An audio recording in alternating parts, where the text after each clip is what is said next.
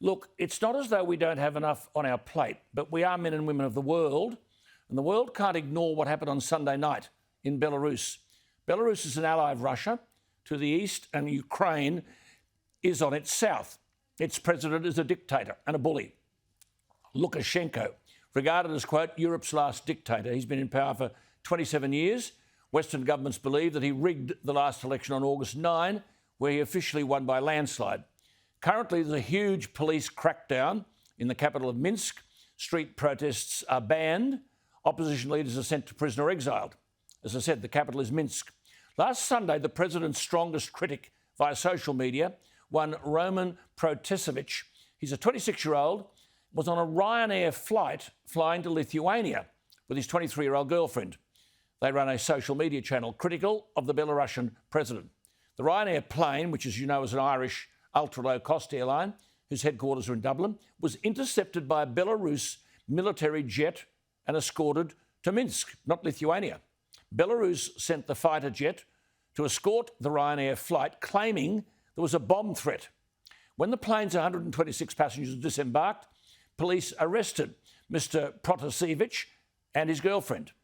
Belarusian authorities have argued the decision to land was made independently by the Ryanair pilot, but transcripts which have been independently verified indicate that Belarus said several times that the plane should land in Minsk.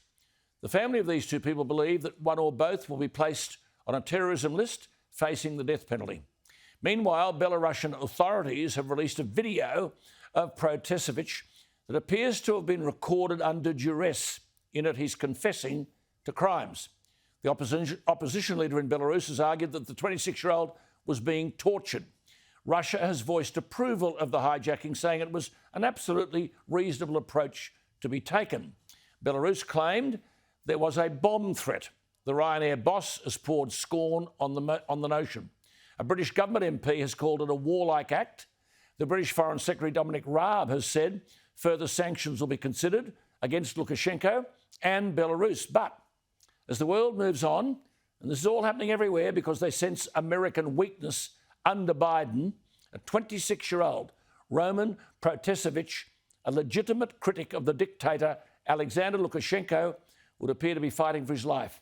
He's facing charges to carry the death penalty and now, quote, confessing, unquote, to organising anti-regime protests last year. And that, quote, unquote, confession is being shown on Belarus state media. This has been described, as I said, as a terrorist act.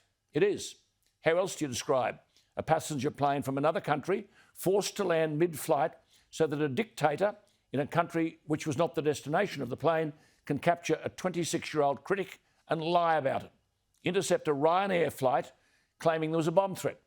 Some aviation experts are arguing that the Soviet fighter jet that, quote unquote, accompanied Ryanair may have threatened to shoot down the passenger plane. The story is simple. Belarusian and or Russian agents were involved in the operation to arrest Protasevich. The Yale University history professor, Timothy Snyder, says Belarus would not have hijacked the EU plane without Russian approval. Russia has thrown its weight behind Belarus, unquote. A terrorist act, again trading on profound American weakness. I'm asking, how long can the world go on like this?